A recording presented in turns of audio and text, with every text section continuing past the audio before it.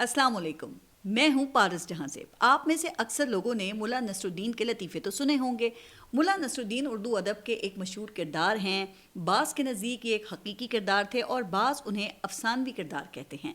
लेकिन उनके लतीफ़े जनाब वो सभी मज़े ले लेकर सुनते और सुनाते हैं। ऐसा ही एक लतीफ़ा मुझे अचानक याद आया कि एक मरतबा मुल्ला अपने घर के आंगन में बैठे थे। उनके एक दोस्त ने आकर उनसे पूछा कि मुल्ला जी, मुझे ज़रूरी काम से पास के गाँव ही जाना है और कुछ सामान वगैरह भी ले जाना है। बराहे करम आप अपना गधा मुझे दे दें तो उसे ले जाऊंगा और शाम तक लौटा दूंगा आपको।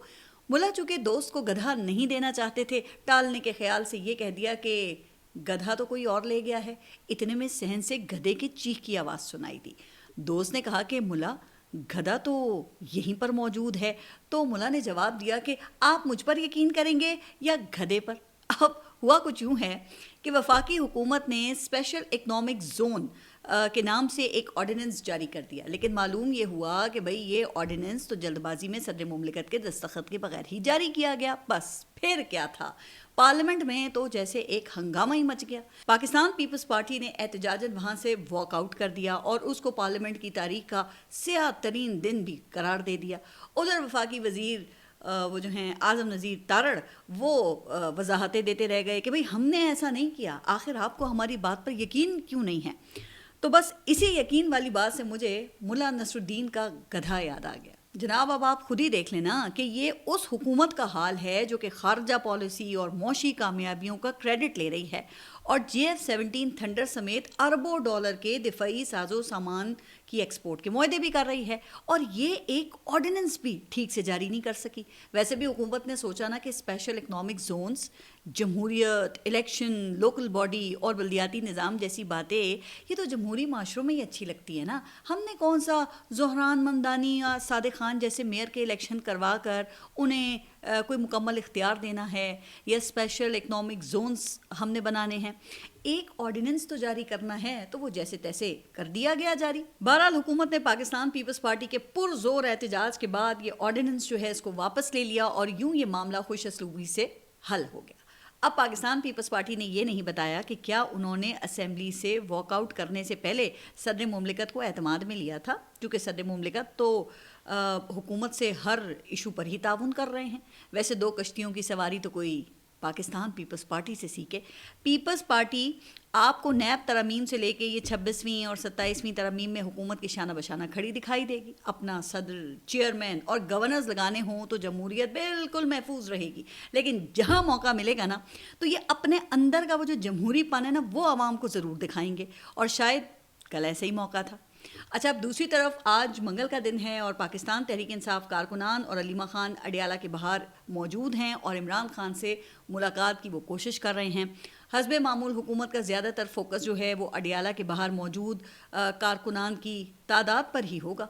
ताकतवर हलकों में डिस्कस ये हो रहा होगा कि कितने आदमी हैं। इससे इमरान खान की मकबूलियत का भी अंदाज़ा लगाया जाएगा और ये भी फैसला किया जाएगा कि इमरान खान की मुलाकातों पर मज़ीद कितने अरसे के लिए पाबंदी रखी जानी चाहिए, जो फ़िलहाल 8 फरवरी तक कायम है। अभी तक तो ये धरना जारी है जब हम अपना ये व्लॉग रिकॉर्ड कर रहे हैं, और मेरे ख्याल से हुकूमत की तरफ से भी आज रात तक का इंतज़ार तो किया जाएगा। इसके बाद फिर अलीमा खान या तो ख़ुद ही पुरअमन तौर पर ये धरना कॉल ऑफ कर देंगी या फिर माजी की तरह शदीद सर्दी में वाटर कैनन का इस्तेमाल करके शुरका को मुंतशिर किया जाएगा, और फिर ख़वातीन को घसीटने जैसे वो जो अफसोसनाक मनाजिर हैं वो भी देखने को मिलेंगे। अब ये वैसे किस कदर अफसोसनाक बात है कि पाकिस्तान में लगता है कि जमहूरियत अब एक ऐसी बीमार मरीज़ा बन चुकी है जिसे बार बार ICU में ले जाया जाता है, मगर इलाज हमेशा वही डॉक्टर करते हैं जिनकी वजह से वो बीमार हुई है। यानी मीर क्या सादे हैं, बीमार हुए जिसके सबब उसी अतार के लड़के से दवा लेते हैं।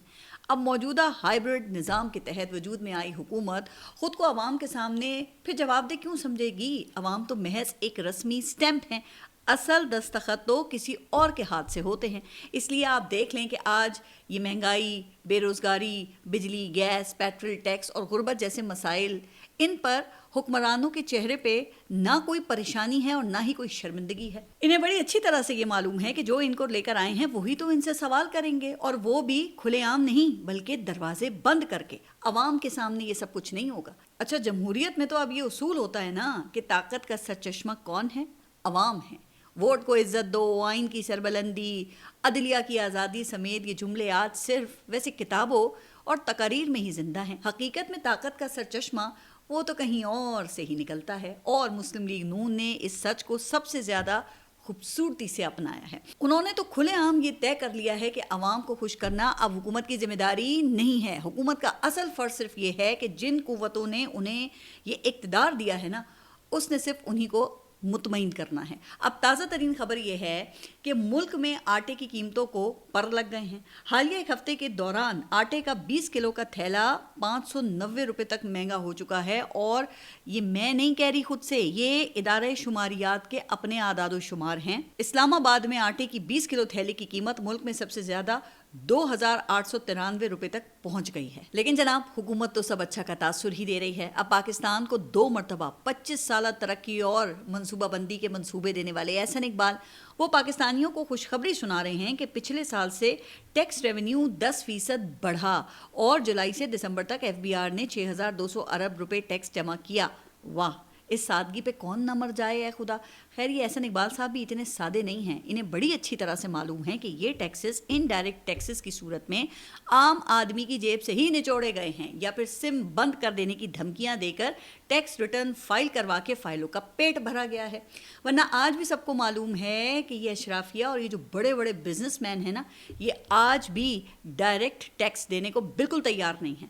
اچھا، یہی احسن اقبال صاحب تھے، آپ کو یاد ہوگا نا، کہ جو 2 سال پہلے تک عوام کو یہ چائے کم پینے کے نادر مشورے سے نواز رہے تھے کہ عوام اگر چائے کی 2 پیالیاں کم پیے نا تو ہم کثیر زر مبادلہ بچا سکتے ہیں، چونکہ پاکستان چائے کی پیداوار میں خود کفیل نہیں ہے اور چائے وہ ہمیں درآمد کرنی پڑتی ہے، اس لیے عوام جتنی چائے کم پئیں گے اتنا ہی زر مبادلہ بچے گا۔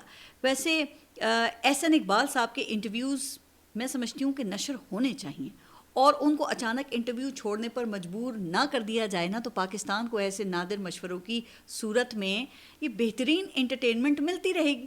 اچھا، لیکن ایک بڑی اور سنجیدہ خبر جو ہے وہ خیبر پختونخوا سے آئی ہے، اور وہ یہ ہے کہ خیبر پختونخوا اسمبلی کے اسپیکر نے پشاور کے کور کمانڈر کو اسمبلی کی خصوصی سیکیورٹی کمیٹی کو صوبے کی سیکیورٹی صورتحال پر ان کیمرہ بریفنگ دینے کی درخواست کر دی ہے، اور اس مقصد کے لیے کور کمانڈر پشاور کو باقاعدہ ایک خط بھی لکھا گیا ہے۔ اگرچہ خط پر 8 جنوری کی تاریخ درج ہے، لیکن خیبر پختونخوا اسمبلی کی جانب سے اس کی تصدیق وہ کل رات ہی کی گئی ہے۔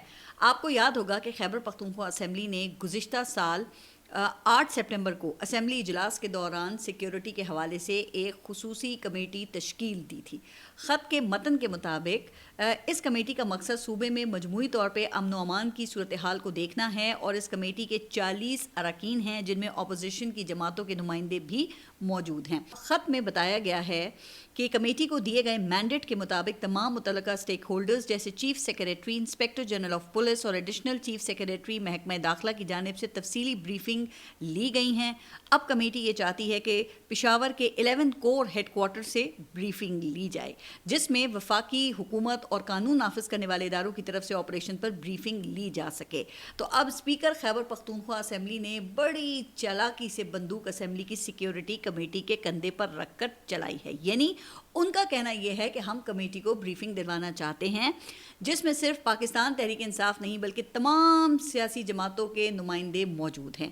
اچھا، ویسے میرا خیال ہے کہ اگر کور کمانڈر بریفنگ دینے کے لیے آتے ہیں تو پھر یہ ایک اچھی روایت ہوگی۔ اس سے پہلے آپ کو پتہ ہے کہ آرمی چیفز پارلیمنٹ اور کابینہ کی قومی سلامتی کمیٹیوں کو ان کیمرہ اجلاسوں میں بریفنگ تو دے چکے ہیں، لیکن پی ٹی آئی کے حامی اسے خیبر پختونخوا اسمبلی کے اسپیکر کا ماسٹر سٹروک قرار دے رہے ہیں، جو میرے خیال سے شاید ابھی قبل از وقت ہوگا۔ تو دیکھتے ہیں کہ اس حوالے سے آگے چل کر پھر کیا ہوتا ہے، چونکہ پاکستانی فوج یا پشاور 11 کور ہیڈ کوارٹرز کی جانب سے اسمبلی کو بریفنگ دینے پر ابھی تک کوئی باضابطہ جواب جاری نہیں کیا گیا ہے۔ اچھا، وزیر اطلاعات عطا اللہ تارڑ کے مطابق تو اسپیکر خیبر پختونخوا اسمبلی کا کور کمانڈر پشاور کو براہ راست خط لکھنا ہی درست نہیں ہے، چونکہ پروسیجرز کے مطابق اس قسم کے خطوط وزارت دفاع کے ذریعے لکھے جاتے ہیں، پھر وزارت دفاع GHQ کو ہدایت کرتی ہے۔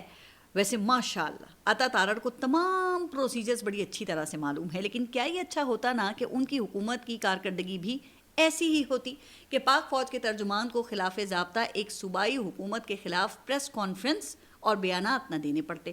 ویسے اگر آپ دوسروں کو مشورے دینے کے بجائے اپنا کام درست طریقے سے ہی کر لینا تو شاید آپ D G I S P R کو اس زحمت سے بچا سکتے ہیں۔ اب D G I S P R کی پریس کانفرنس کے ایک ہفتے کے بعد جب پاکستان تحریک انصاف نے اپنا بیانیہ بھی بنا لیا اور سہیل آفریدی کراچی کا دورہ بھی کر چکے ہیں تو وزیر مملکت برائے داخلہ کو ہوش آیا ہے اور انہوں نے سہیل آفریدی کو جواب دینے کا بیڑا اٹھایا ہے۔ اب طلال چودھری فرماتے ہیں کہ گزشتہ چند سالوں میں تمام سیاسی جماعتوں کے رہنماؤں پر حملے ہوئے مگر پاکستان تحریک انصاف پر کوئی حملہ نہیں ہوا۔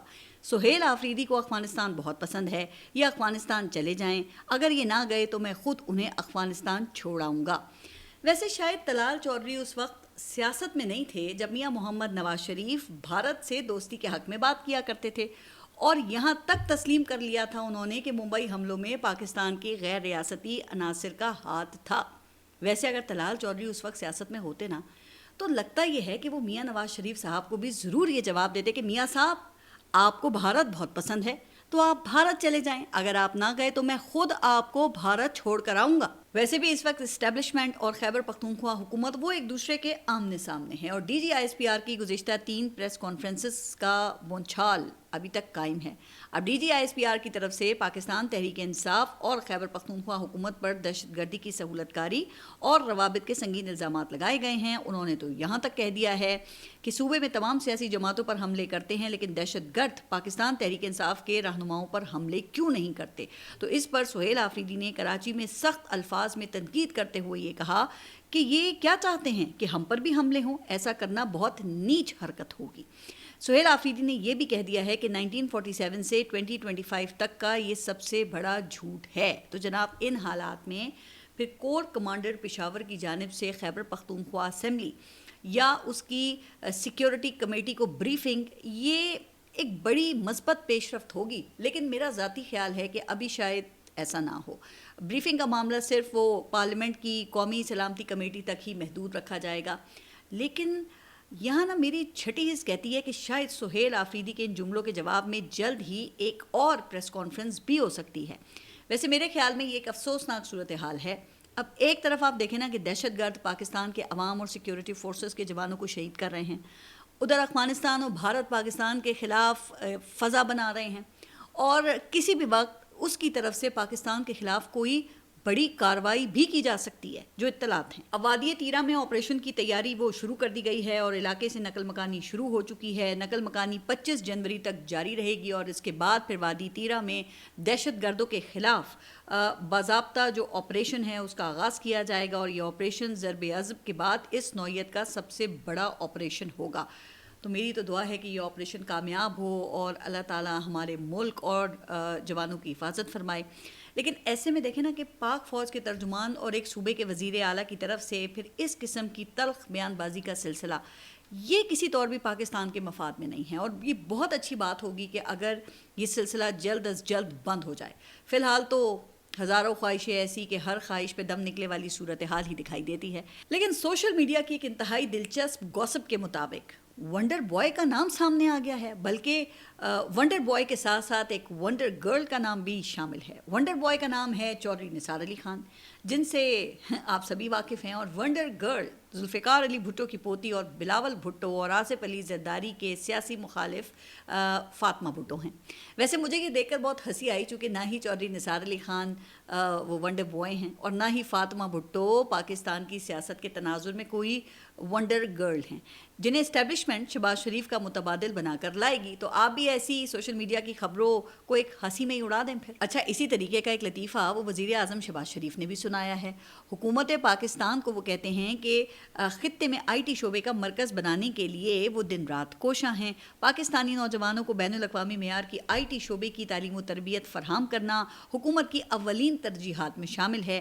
آئی ٹی کی ترقی کے لیے قائم کی گئی عرفہ کریم فاؤنڈیشن کا قیام ایک خوش آئند عمل ہے جس کی حکومتی سطح پر ہر ممکن مدد کو یقینی بنایا جائے گا۔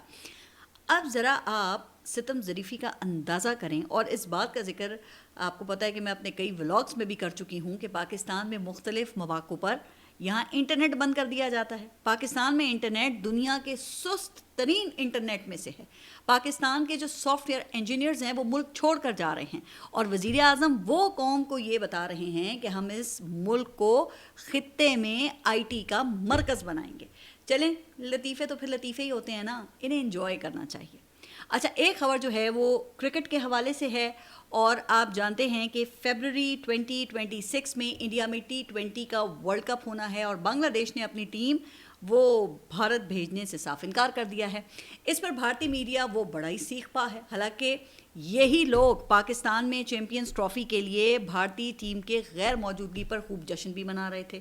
تو اب بنگلہ دیش نے ICC کو باضابطہ طور پہ یہ کہہ دیا ہے کہ ہماری ٹیم کسی صورت بھارت نہیں جائے گی, چونکہ ہمیں وہاں پہ سیکیورٹی خدشات ہیں. جب بھارت میں ہمارا ایک کھلاڑی مستفیض الرحمان محفوظ نہیں ہے تو پھر پوری ٹیم کیسے محفوظ ہو سکتی ہے.